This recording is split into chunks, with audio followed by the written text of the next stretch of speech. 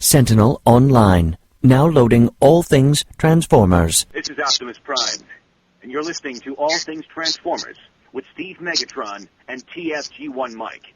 Transform and roll out! Transformers!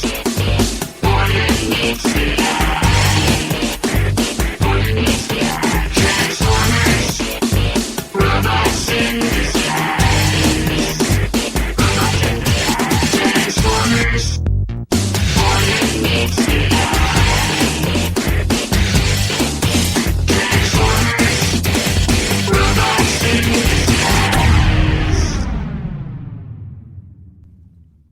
Hello and welcome to All Things Transformers, episode 46. I'm your host, Steve Megatron Phillips, and joining me as always is... TFG1 Mike, hello. Hello. How are you? Good. Yeah, that's good. A lot of stuff's happened on Transformers news since the last time we did an episode. Yes. Actually, our co-host and friend, the complainer, Michael Wilson, started sending us messages on Twitter this afternoon. We're recording this Thursday, May 6th, and about how he didn't like ATTF 45 and everywhere else, so he sent us a voicemail. So I guess we will jump to that, and then we'll get into the news. So here is Michael Wilson's voicemail.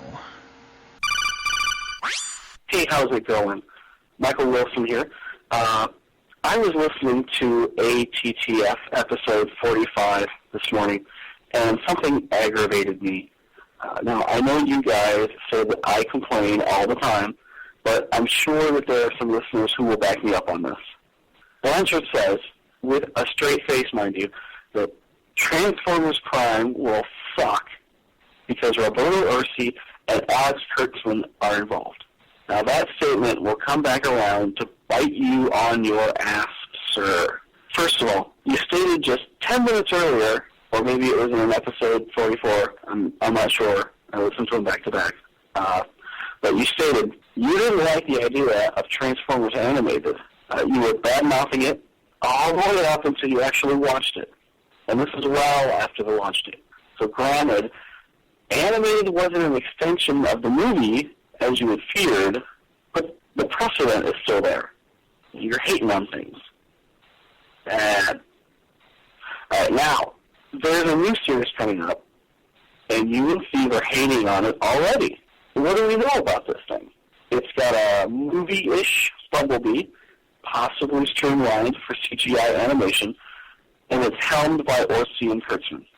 If you put a little thought into your opinions, you might realize that this is fantastic.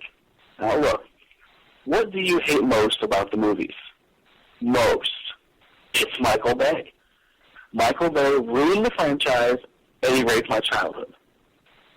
Transformers Prime is a chance for Orsi and Kurtzman to show us what they would do with the Transformers movie if they didn't have Bay coming up from behind and rewriting their scripts. Oh, there's a writer's strike. Looks like I get to add whatever the hell I want. No, not this time. Orsi and Kurtzman rewrote the book on Star Trek, and millions loved it. They will do this one right, too. You know that there will be no dog humping here. There will be no pot brownies. There will be no ghetto robots. Bay has no say. It'll be awesome. Just you wait. Just wait. No hating until you're done waiting. Now, I'm not concerned about what CGI house gets the gig. CGI gets better year after year, so it's going to be gorgeous no matter who gets it. It's entirely possible that they could go completely photorealistic, like Final Fantasy Advent Children, and it'll blow us all away. If you haven't seen Final Fantasy Advent Children yet, check it out. Especially if you like Final Fantasy VII, which is it's based off of. I would be more worried about how the toys will translate over, personally. I don't want to buy toys for movie line figures. Not now, not then. But I might be swayed if the writing is really good, just as I was swayed by animated. And just as Blanchard was swayed by the writing on animated. So don't be so glum, chums, and quit hating on that which you know little of. You're going to be getting an ulcer like that. I'll talk to you both later. This has been Michael Wilson, signing out. Well, we appreciate the feedback, Michael, but, you know, you're kind of wrong there. Yes, I know we shouldn't jump to conclusions as far as Transformers Prime, but everything that we have seen so far, yeah, no. Which, there is that possibility that it could be good, but for me personally, I just don't see them doing another 3D Transformers in this style. I could care less about this animation style. Like, I mean, granted, animated I turned up my nose to right away, despite the animation and despite the fact that it looked like Teen Titans. But I feel that the movie should be left as the movie and then have something completely different, kind of how they did, how they're having, you know, had the G.I. Joe Resolute, and they're having this new G.I. Joe series, which ties nothing into the film series. Mm-hmm. It's more closely comic enabled. Now, if they were to turn, like, say, for instance, you know, the IDW comics or Dreamwave comics into a series or something similar to that, or hell, do a War Within series, you know, I'd be good with that, you know. But I don't see this being very well. I mean, even though Kurtzman and Orsi did good on Star Trek, and yes, it does depend on the director 90% of the time for films, but yeah, I just think that they need to. I mean, I'll give it a shot, but I'm not going to sit there and keep watching it if first episode's kind of shit. Yeah. And the other thing is, outside of Sue Blue and, say, the voice cast, as far as the designers, as far as producers, art direction, whatever. They're all foreign. Well, we haven't seen any names. I mean, we haven't seen anything as far as the art style or the art direction or whatever. If they're all foreign, fine, whatever. But it's like, you know, even with, like, foreign animators and stuff, you still have an executive producer. You know, you mentioned Teen Titans earlier and stuff like that. You know, Bruce Timm was a producer on that, but they did send the animation stuff overseas to be animated. So you would still have, you know, people like Derek J. Wyatt or, oh crap, what's his name? Marty Eisenberg or somebody like, some person like that here in the States that would oversee the overall project. Now, so far we haven't heard anything about that other than Kurtzman and Orsi, and they're writers. You know, they're the job of Marty Eisenberg, I guess you could say, because Marty did most of the writing on animated. But we haven't seen anything as far as who's going to be doing the art direction or the art design or whatever, as far as that goes. And, you know, fine. Kurtzman and Orsi did great on Star Trek or whatever. I agree with that. I'm sorry, they cannot write Transformers stuff for shit because they let people fucking rape them over it. You know, that's just my opinion, and I don't need to back my opinion up with facts. Sorry, Michael, I don't.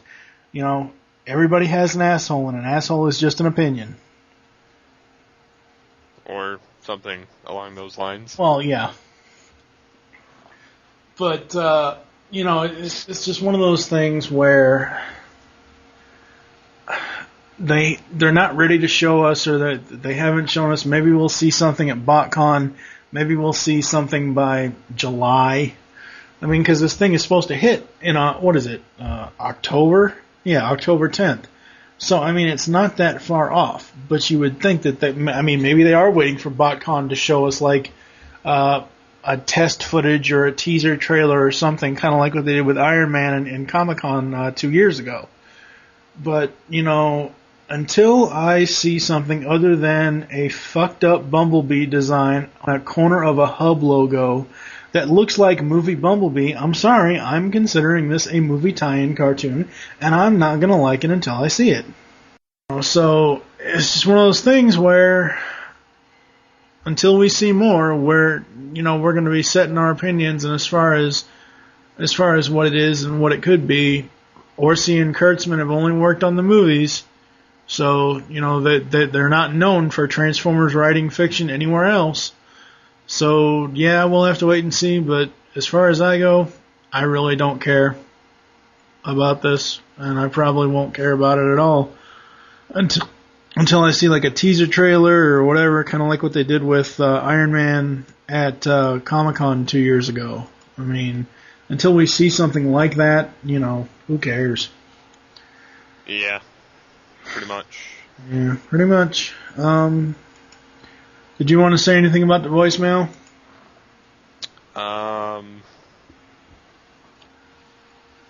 Not really. Other than the fact that I wasn't trying to jump on the bandwagon per se on specific subjects, but but yeah. So I mean, I'm not going. Orci and Kurtzman are good at writing certain things. Yes, I know that. But the CGI, whether it's good or not, if they're using this movie-ish Bumblebee, that doesn't bode well for me. I'm not going to get into it. I got into animated, but that was a completely different matter. The movie, I like it for the movie fact of it. Trying to make a cartoon out of it, that's not something I'd be interested in. Yeah, no. Not at all. And Kurtzman and Orci are pretty much good at rehashing old shit. Yeah. I mean, they're good at stuff that has to do with Abrams, but that's because Abrams is the key. Well, yeah. Other than that, they've done nothing but rehash old shows. And Abrams doesn't have a giant ego. No, Abrams is a fanboy himself, which is why everything he touches turns to gold. Yeah. Whereas Mr. Bay, practically like Mr. Wilson, and you have said in the past, likes to rape childhoods. Like Starscream rapes little bugs. Okay, so, getting into the news, the first story we're going to cover is apparently Patrick Dempsey has been confirmed for Transformers 3, role further identified. According to Entertainment Weekly, Paramount has confirmed that Patrick Dempsey has been cast in Transformers 3. The report also clarifies his role further. To view information on that, click the link above. I actually already did this. Basically, what it says is he'll be in Michael Bay's third installment of Transformers franchise. The plot of the third film is being kept under wraps, but we have learned that Dempsey will play Megan Fox's boss in the role that is quote-unquote significant to the plot. The movie begins filming this month around the U.S. and Africa, Moscow, and China. The last two Transformers movies have grossed over 1.5 million worldwide. Paramount Pictures will bow Transformers 3 next summer. So, yeah, apparently Michaela's boss has a huge role in this. Ugh. That doesn't sound too promising. Yeah. Maybe that's due to the fact that she hasn't been opening up her mouth and spouting shit about Bay and company. We'll have I've got another story closer to the top of the page here about her, so we'll save on that one. Have you watched the hands-on preview of War for Cybertron? No, actually, I haven't even had a chance to really even look at it. I was kind of torn earlier on whether to get Arkham Asylum or War for Cybertron, although I'm probably still going to get both. I'm actually watching the clip for War for Cybertron right now, and what this reminds me of is Unreal Tournament. Yeah, kinda. I've played I'm playing Unreal Tournament 3, Yeah. which pretty much these are just Transformer skins that transform and have epic awesomeness and to detail. It looks to me just very much like that. Like it looks like Matrix things, which is like, capture the flag. Yeah. And so on, like Deathmatch. I mean, Unreal Yeah. Tournament has all the same things pretty much. So I mean, to me, this is like a Transformers Unreal Tournament, which fans have been trying to duplicate for years, and conversion packages. But this looks hella cool. I will probably get it. I just like the idea of being able to transform and blow the shit out of people. Okay. I like that there's no time constraints. Oh my god, this will be awesome. Yes. That is a big plus. Well, the thing about War for Cybertron is, yes, there are all those other modes, and yes, there are those modes in the online multiplayer, but there's still also a single-player actual story. See, some games, as far as I've noticed, some games will completely forego the single-player story and just go all online, all different multi-level type of things, like you were saying earlier, deathmatch and all that stuff. So at least there's a story to this, thank God. And, you have an actual fan in Matt Teager, who is, the lead designer on this from High Moon Studios. So I can't wait for it. I think it's going to be great. From the video, I'm not sure if it was the first one or the second one. Yeah, it was the second video up above up above the Megan Fox story, where Teager is actually walking us through, and you see Soundwave with Energon cubes coming out of his chest, and apparently, I didn't hear this, Michael Wilson did. Apparently he talks, and it's vocoded. So that's... And this is on the hands-on? No, this is on the Spoilers Transformers War for Cybertron developer walkthrough. It's about 3 stories up from the preview. I see, you said the blind man. Yes. It looks awesome as hell. I can't wait to see more of it. I can't wait to actually get the game, if I have a system or if I have my PC up to code by then. So yes, it looks very, very cool. I guess we can move on. Thank God Jamie Kennedy is currently not attached to Transformers 3. I'd have to put a bullet in my head because everything he's touched he's good at his little comedic roles, but he totally fucked the Son of the Mask. Yeah. No. He should never be in Transformers. We already got Tweedledee and Tweedledum. We don't need a Tweedle dipshit. Last weekend, it was reported that Jamie Kennedy was potentially cast in Transformers 3 in some unspecified role. MTV News has reached out to representatives for Kennedy who refute the report. This was taken out of context from a radio interview where Jamie mentioned he had auditioned for Transformers 3 and is a huge fan of the franchise, would love to be part of it. At this time, Jamie is in no way attached to the film. Thank God for that. Yes. Yes. Let's see here. Megan Fox discusses Michaela Baines in Transformers 3.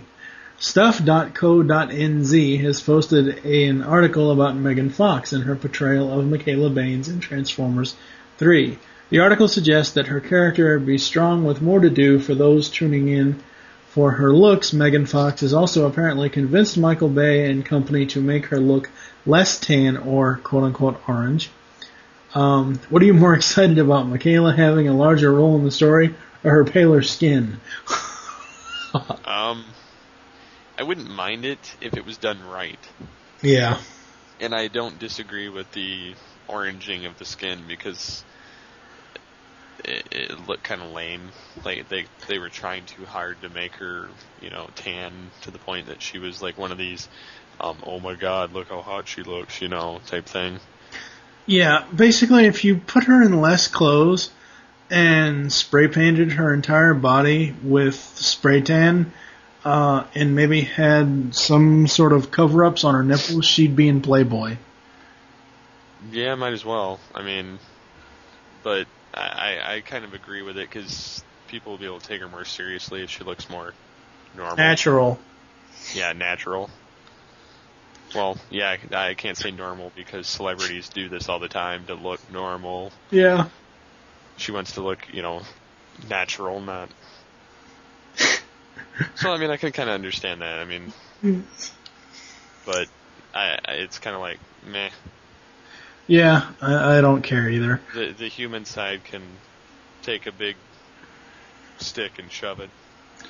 If they hadn't already destroyed Cybertron in the movieverse, that's where I think the third movie should go, back to Cybertron. And not have any fucking humans in it. Funny you should say that. Like, when we interviewed Ian Corlett a couple weeks ago, and he asked if, what we thought on a Beast Wars movie. Mm-hmm. Now, if this were done by, say, let's just say for the hell of it, say Abrams got his hand on it, on a Beast Wars live action. Yeah.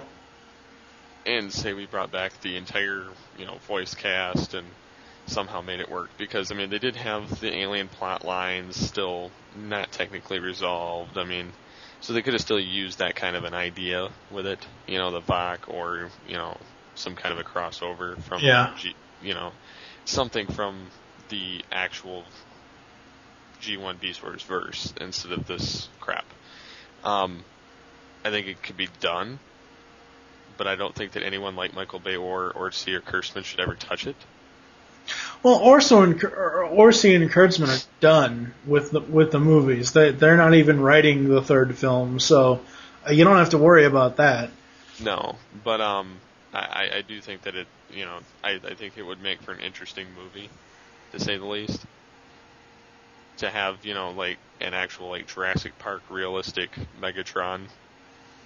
Yeah. Walking through. I mean, could you imagine that? Having Dinobot looking that real and then transforming and then going after him and gutting some other creature. I don't know. Just it would be cool to see. Yeah, I think it would be. Unfortunately, like I told Mr. Corlett when he asked us about that, Beast Wars is dead. Uh-huh.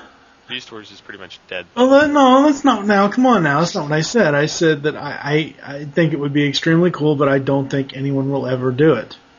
No. I don't think anyone will even ever attempt to do it, so. If somebody gave me a lot of money, I would. That's the problem. I love Beast Wars. That's the problem. No one's going to give you a lot of money to try something that's virtually probably impossible. I would pitch it. It's cool. Use Jurassic Park. Jurassic Park mixed with, the movie in terms of not how shitty the robots look or anything, but just in style of realism. Not, still keeping with the aesthetics of the actual Beast Wars, but having an updated platform, or hell, doing it in the realistic, as bad as I dare say this, with how 3D's come along as far as Avatar, although I would never have them as blue people. Oh, God. I'm just saying in terms of the 3D features, not the... I thought I had a headache before. Now I have a headache even more. Oh, my God, that hurt my head. Oof. Well, I didn't say to compare them to Avatar. I just said I know. the updated formatting of 3D so that they could update the old standard of the show. Mm-hmm. I don't know. Hell, do a Beast Machines continuation. I don't care. Do something. Yeah. Bring back the old cast. Fuck the movie. Yes. More Transformers Hall of Fame news. I was going to say Halloween news. Hall of Fame news. Nominee number 4. Hasbro has announced the 4th nominee for the final spot on this year's Transformers Hall of Fame inductions. Joining Soundwave, Grimlock, and Jazz, the nominee will be Shockwave, with the final 5 candidates determined by a group of fan sites. Transformers fans around the world will be asked who should be inducted on the final candidate to enter Transformers Hall of Fame. Voting will start on Monday, May 10th, with 5 candidates nominated by fans to choose from. The winner will join Optimus Prime, Megatron, Bumblebee, and Starscream. Fans' choice nominee number 4, as I said, is Shockwave. Now, let's see, when I first heard about the whole fans nomination thing, I thought it was so they could include 8 total character. What is it? 1, 2, 3, 4. Yeah, I thought it was so they could include 8 total characters for this year. No, it's to vote out of these 4, Soundwave, Grimlock, Jazz, and Shockwave, as to which one will join the other 5. No, the other 4. So instead of 8 possible characters being in the Hall of Fame this year, there's going to be 5, which I think is kind of silly, but, at least some good characters are getting nominated. I think that Soundwave's going to win hands down. Oh, I have no doubt in my mind that Soundwave would. Yeah.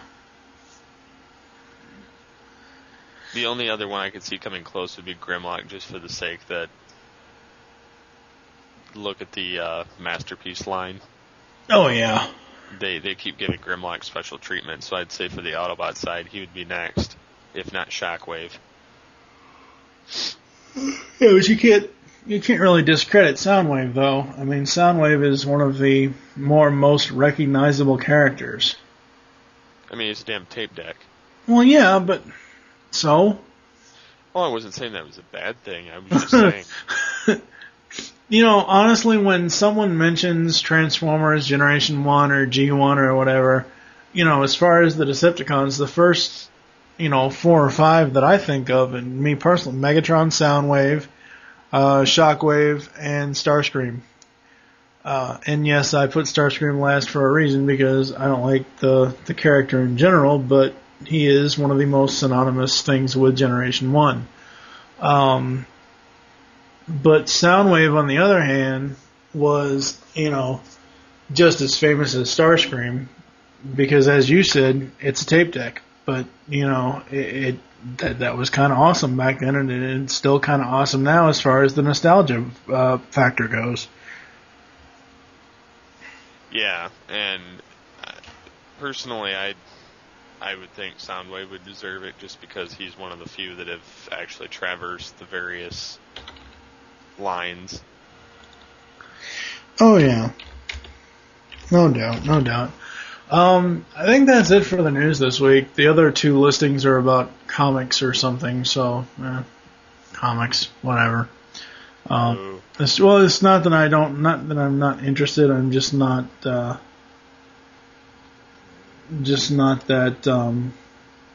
up on the comics, so I haven't. It's not something I can really talk about. Yeah, I'm not really into the comics too much anymore, although I used to be. Yeah. On a different note, there are a shitload of Transformer BotCon exclusives on eBay at this point. That's sad. I don't like that. Dude, there's, I used to check it, every couple weeks, and there'd be no more than 2 pages. There's 7 now. Now you're okay. Are you talking about past years or this year? All years, including this year that hasn't even happened yet. I haven't seen any yet. Okay, for a second there, I was going to say, wait a second. If you're talking about 2010 set, the Transformers Generation, that would just be sick. Huh? That would just be sick, having it on there and not even knowing what the hell's actually fully in it. Well, yeah. Well, I mean, we've gotten announcements from BotCon as far as what a majority of the set is. I don't think we've been announced on what the souvenir figures or the free figure is going to be at. I'm not sure, and I don't have TFW up anymore, so I'm not going to try to go search for it. But that would be a first for me if someone told me, "Oh, hey, Transformers BotCon 2010." Exclusive, what the hell's breakdown. is on eBay for $1 million. I'm like, wait, what? How the hell did they get a hold of it, first of all? Because the BotCon stuff, they keep that pretty close and tight for the most part. It's not like other Transformers toys that end up as, stolen Chinese toys. Yeah, they don't. They're pretty much on lockdown. They want you to come and get them. Yeah, I mean, it'd be another thing if we were recording an episode, like, say, the weekend after BotCon, where, like, say you and your wife go, okay, and you buy, you have to buy a package for each of you. Say you both buy 2 Primus packages. Well, you're going to get you're going to get 2 box sets.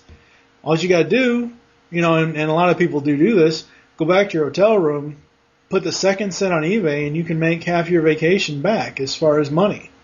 Oh, yeah. I've seen that happen numerous times. Right. But I've never seen or heard of a BotCon set being on eBay before BotCon even happens of whatever year it might be. Oh. Yeah, I don't think I've ever heard of that either. Yeah, I mean, maybe somebody out there can let us know if that's ever happened, but I've never heard of it happening. I mean, I want to say a couple of years ago, a couple of weeks before BotCon, they were on eBay. Yeah, I'm not really sure. Trying to think, what else do we want to talk about here?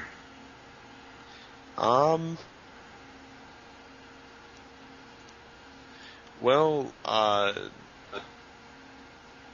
for one, it'd be nice to get more interaction fan-wise.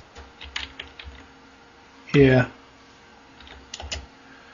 Yeah, it would be. I mean, I know we only do this show, once every 2 weeks, maybe once every 3 weeks, but, if you guys want to submit topic suggestions, that's more than fine. I actually put a call out on Twitter earlier about that, and of course the whole shitstorm of complaining people started to come down on me, and it's like, Jesus Christ, I was just looking for a topic. Complaining of... Yeah, that's all I'm going to say. You know what it's... Yeah. Yeah. Anyway, so if you guys want us to have... we do want to really make this a topical show more than a news-based show, because, let's face it, between Allspark, TFW, Cybertron.com, Cybertron.ca, Moonbase 2, Radio Free Cybertron. Yes, they've got it pretty much covered. So if you guys have any topic suggestions, or, I don't know, maybe we could do a call-in show or something like that or whatever, I'm not really sure. I know for episode 50, I do want as many, voicemails and call-ins, whether it be questions, comments, suggestions, good job, just whatever. Yeah. I'd like to see those for episode 50, which is coming up, and then hopefully we can get a good enough topic and maybe some guest hosts on. Yeah. It'd be nice to expand the All Things Transformers thing. I had Proto Man on a couple episodes ago, but pretty much throughout the whole thing, I think it's been you and I, since I came on board, episode 9. Yeah. I don't know. I'm actually... The point is, we wouldn't mind having more people on or interactions.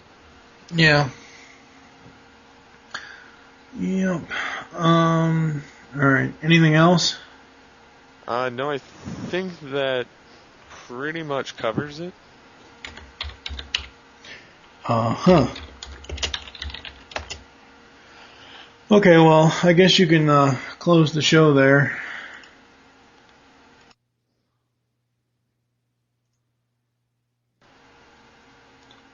Hello? Yeah, Skype did its little disappearing act for a second. Oh, well, okay, I guess you can close the show then. Alrighty. But yeah, if any comments, suggestions, whatever, send them to podcast@PrediconEmpire.com, or you can call in the voicemail line, which is 502-526-5821.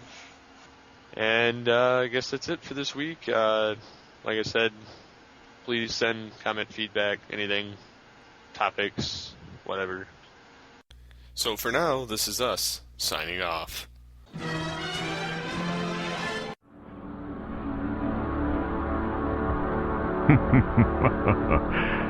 Yeah.